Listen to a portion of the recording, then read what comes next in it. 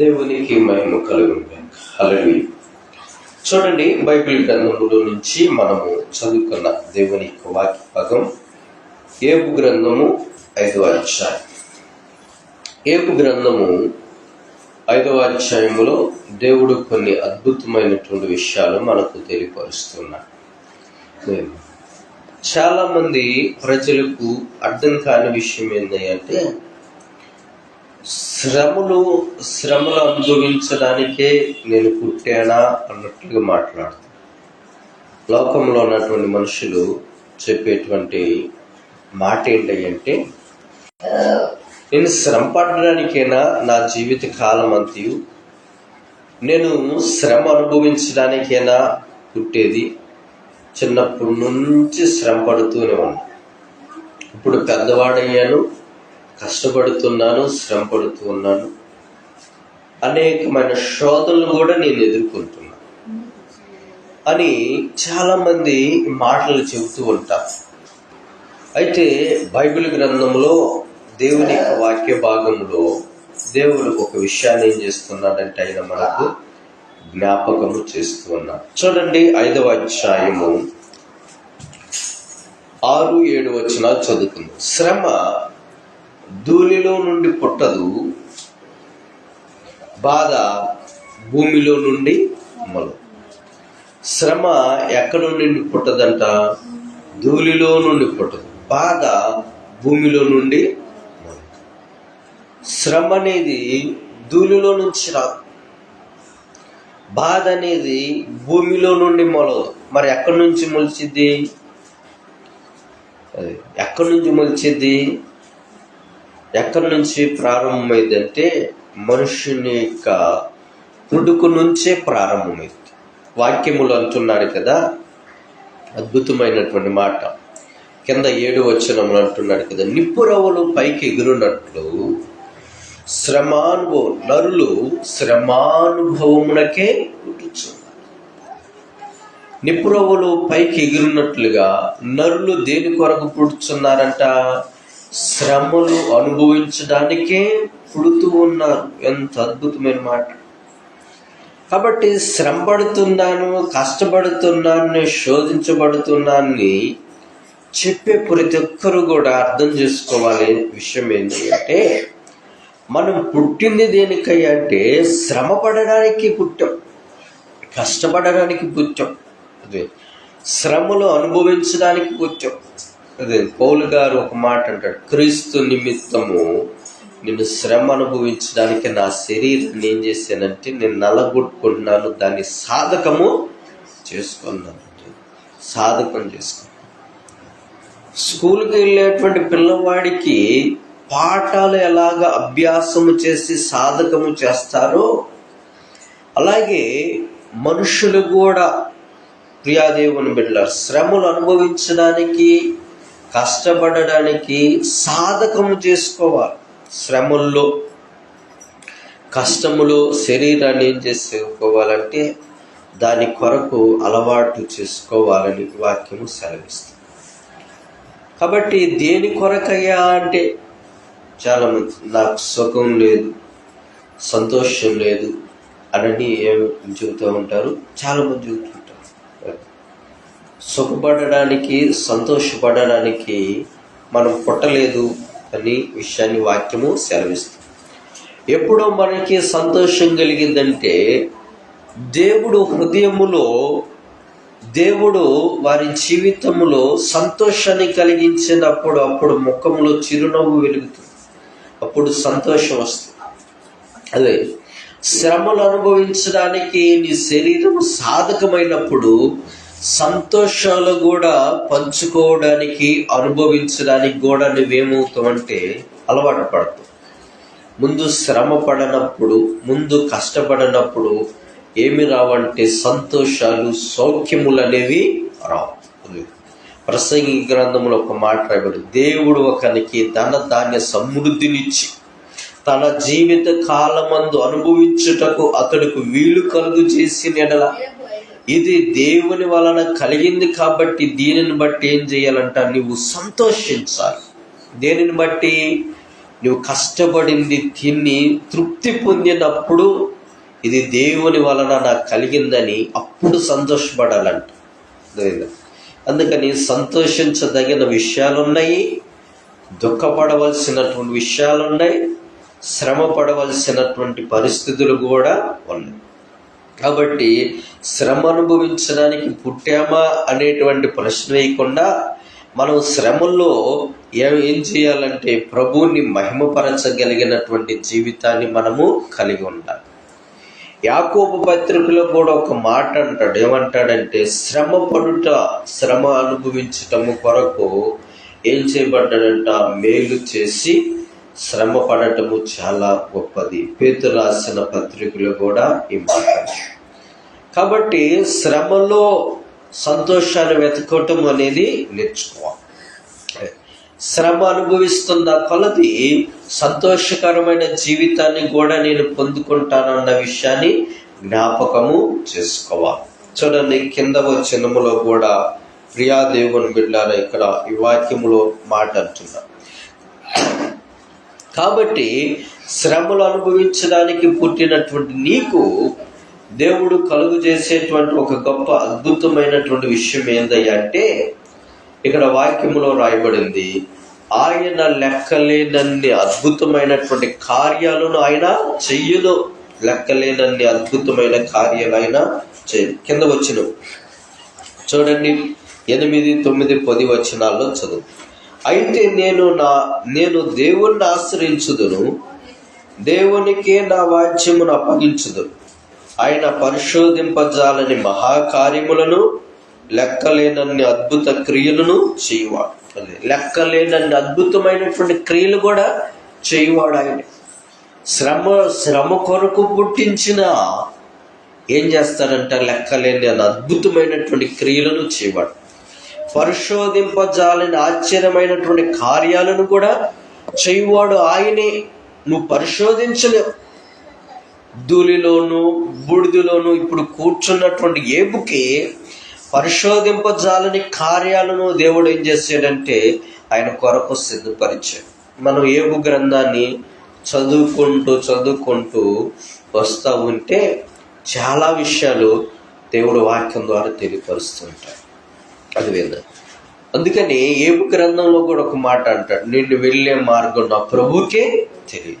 ఆయన నన్ను నడిపిస్తాడు, ఆయన నడిపించే మార్గం నాకు బాగా తెలుసు. ఏ రీతిలైనా సరే నన్ను నడిపిస్తాను. కానీ అద్భుతమైనటువంటి కార్యాలు, లెక్కలేనన్ని పరిశోధింపజాలని కార్యాలు కూడా చేయవాడు కూడా ఆయనే. అరే, నువ్వు ఊహకు మించిన కార్యం, నువ్వు అనుకోవు, నువ్వు ఊహించవు, ఆ కార్యాలను కూడా ప్రభువే చేయవాడు. అదేనా, ఏ కార్యం జరిగిద్ది, ఏ కార్యం కొరకు ఏం చేస్తామంటే మనుషులము మనం పరిగెత్తుతూ ఉంటాం, అక్కడికి ఇక్కడికి అటు ఇటు వెళుతూ ఉంటాం. అది జరగలేదు, ఇది జరగలేదు, అది అలాగుంది, ఇది ఇలాగుంది, ఇప్పుడు ఈ పరిస్థితులు ఇట్టాగే ఆగిపోయినాయి. మనం ఏం చేస్తుంటాం, పరిగెత్తుతూ ఉంటాం. పరిగెత్తి ఎక్కడికి వెళ్ళినా కానీ, ఎవరి దగ్గరికి వెళ్ళినా కానీ ఏం చెబుతారు, జరుగుతీలేమ్మా అంటారు. కానీ ఎప్పుడు వాక్యంలో రాయబడింది, నువ్వు ఊహించవు, అదే నువ్వు ఊహించని కార్యాలు చేస్తాడు. పరిశోధింపజాలని ప్రియాదేవుని బిడ్డలారా, పరిశోధింపజాలని మహాకార్యాలు చేస్తాడు. లెక్కలేనన్ని అద్భుతమైన క్రియలు చేస్తాడు. నువ్వు ఊహించలేదు ఇదివరకు కార్యం జరిగిద్ది, నువ్వు ఊహించలేదు ఇదివరకు నీ జీవితంలో ఒక గొప్ప మేలు జరిగింది. మనం అనుకుంటాం ఇప్పుడు జరుగుతుంది, వీటికి సమయం లేదా అనుకుంటాం. కానీ మనం అనుకున్న సమయంలో జరిగితే ప్రియా దేవుని బిడ్డలారా, మనం ఎవరి మాటనో దేవుని మాట విను. అందుకని దేవుడు తాను అనుకున్నటువంటి నిర్ణయంలో దేవుడు జరిగిస్తాడు. తాను ఒక నిర్ణయాన్ని అనుకుంటాడు, ఆ నిర్ణయం ప్రకారముగా ఆయన చేయడానికి సిద్ధపడుతూ ఉంటాడు. అప్పటి వరకు ఏం చేయాలి, ప్రార్థన చేస్తూ ఓర్పుతో నిరీక్షణతో ఏం చేయాలి, కనిపెట్టుకుంటూ ఉండాలి. కాబట్టి దేవుని సన్నిధిలో కనిపెట్టుకునేటువంటి ఆ భాగ్యాన్ని మనం పొందుకోవాలి. అదే ధూళిలో కూర్చోటం, బూడిదలో కూర్చోటం అంటేంది? ఒక నిరీక్షణ కలిగి ఎదురు చూస్తున్నాడని అర్థం. యోబు గారు శ్రమలు అనుభవిస్తున్నాము, కష్టపడుతున్నాం, ప్రయాసపడుతున్నాం అంటేంది? మనకి ఒక నిరీక్షణ అనేది ఉన్నది. మనకేముంది? ఒక నిరీక్షణ ఉన్నది. ఆ నిరీక్షణ కొరకు ఏం చేయాలంటే మనము ఎదురు చూడాలి. ఆ నిరీక్షణ కొరకు ఏం చేయాలి? మనము ఎదురు చూడాలి. విలాప వాక్యంలో ఒక అద్భుతమైనటువంటి మాట రాయబడింది. విలాప వాక్యములు తీయండి అందరూ. విలాప వాక్యం ఇరిమియా గ్రంథము తర్వాత విలాప వాక్యాలు ఉంటుంది. విలాప వాక్యములు 3వ అధ్యాయం 26వ వచనం నుంచి మనం చదువుకుందాం. 3వ అధ్యాయము 26వ వచనం నుంచి మనము చదువుకుందాం. చదవండి. నరులు ఆశ కలిగి యెహోవా అనుగ్రహించు రక్షణ కొరకు ఓపికతో కనిపెట్టుట మంచిది. చాలా నరులు రక్షణ కొరకు ఏం చేయాలంట? ఓపికతో కనిపెట్టుకోవాలి, ఓర్చుకోవాలా. నేను ఎంతకాలం అంటాం కదా.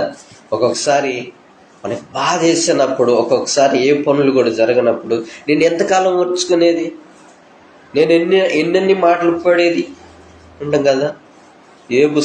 ఏబు కూడా ప్రియాదేవుని బిడ్డ ఓర్చుకోవాలా, ఇంతకాలం నేను ఓర్చుకోవాలా. కింద వచనంలో ఉంటాడు కదా, 27వ వచనం నుంచి, యవన కాలమున కాడి మోయిట నరునికి మేలు, అతని మీద దానిని మోపినవాడు యెహోవాయే గనుక అతడు ఒంటరిగా కూర్చుండి మౌనంగా ఉండవాలి. నిరీక్షణాధారము కలుగునేమో అని అతడు బూడిదలో మూతి పెట్టుకోవాలి. ఎక్కడ పెట్టుకోవాలంట చెప్పండి. ఇంత వాక్యం చదువుకుందాం. ఎక్కడ పెట్టుకోవాలంట? మూతి ఎత్తుకెళ్ళి ఎక్కడ పెట్టుకోవాలి? బూడిదలో. నేను ఎత్తుకెళ్ళి నా ముఖాన్ని బూడిదలో పెట్టుకోవాలా? అప్పుడు మనకేమనిపించింది? వీళ్ళ ముందే నేను చేతులు కట్టుకుని ఉంచుకోవాలా? వీళ్ళ దగ్గర నేను ఇట్లా ఉండాలా? ఆ పరిస్థితి వచ్చినప్పుడు మనకు వచ్చే ప్రశ్న అది అంటే, దేవుడు ఎందుకు మనల్ని అక్కడ ఉంచాడంటే మనకు ఒక పాఠాన్ని నేర్పడాలి. దేవుడు ఎందుకు అక్కడ ఉంచాడంటే ఒక పాఠాన్ని దేవుడు మనకు నేర్పడాలి. దేవుడు ఇర్మియాతో మాట్లాడి ఎక్కడికి వెళ్ళాడంటే కుమ్మరివాణి ఇంటికి వెళ్ళి, నేను కుమ్మరివాణి దగ్గర నుంచి నేను నీకేం చేస్తాను, నేను ఒక విషయాన్ని నేను నీకు బోధిస్తాను, నేర్పిస్తాను అన్నా. కాబట్టి కుమ్మరివాణి ఇంటికి వెళ్ళవలసినటువంటి పరిస్థితి ఏంది? ఇది ప్రవక్తి కదా, అక్కడికి వెళ్ళాలంటే అవును అక్కడికి వెళ్ళాలి. వీళ్ళు ఏం చేయాలి? అక్కడ నీవు నేర్చుకోవాలి. బుడిదలు కూర్చోవటం అంటే శ్రమలు అనుభవించుకుంటా ప్రయాసపడుతుంటా ముందుకెళ్తున్నామంటే, కష్టపడుతూ వెళ్తున్నామంటే ఏంది? దేవుడు మనకు నేర్పిస్తున్నాడు. నేర్చుకోవాలి, ఎదగాలి, బలపడాలి, ధైర్యంగా ఉండాలి. కానీ నేను నేర్చుకోను, నేను బూడిదలో కూర్చోను, అదే నేను మూతెత్తికెళ్ళి బూడిదలో పెట్టుకోనంటే కుదరదు. నీకు నేర్పిస్తున్నప్పుడు నేర్చుకో. అది ఎవరి యొక్క వ్యక్తిగత అనుభవం అంతే. నా వ్యక్తిగత అనుభవం నాకు వేరుగా ఉంటుంది, మీ వ్యక్తిగత అనుభవం మీకు వేరుగా ఉంటుంది. దేవుడు యోసేపుని ఎక్కడికి తీసుకెళ్ళి పెట్టాడంటే ఐగుప్తుకి తీసుకెళ్ళి పెట్టాడు. ఎందుకు పెట్టాడు? శ్రమను అనుభవించడానికి పెట్టాడా? లేకపోతే కిరీటం తీసుకొచ్చి పెట్టాడా? ముందు కిరీటం ఇచ్చాడా?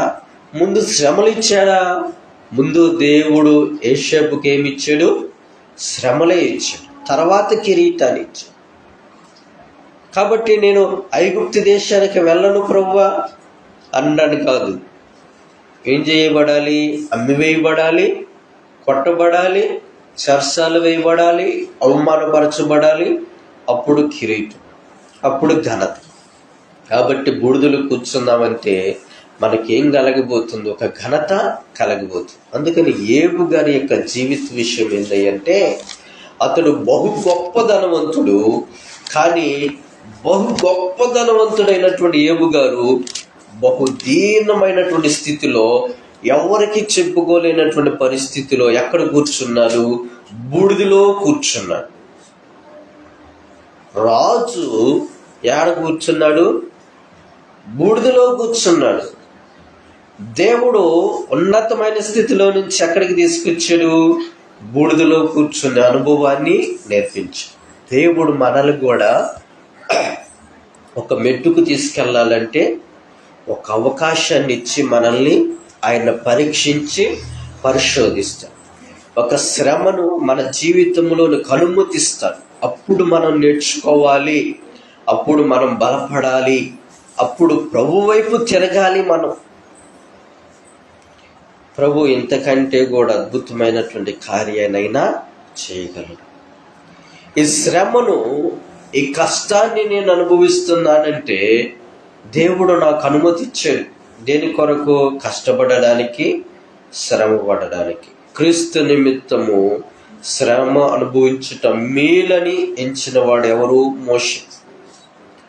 ఐగుప్తు యొక్క సుఖభోగాలను విడిచిపెట్టాడు, ధనాన్ని, పేరు ప్రఖ్యాతలను విడిచిపెట్టిన మోషే ఎవరితో కలిసి ఉండడానికి ఇష్టపడ్డాడు? క్రీస్తు విషయమైన నిందు గొప్ప భాగ్యమనించి తన ప్రజలతో శ్రమ అనుభవించడానికి వచ్చు.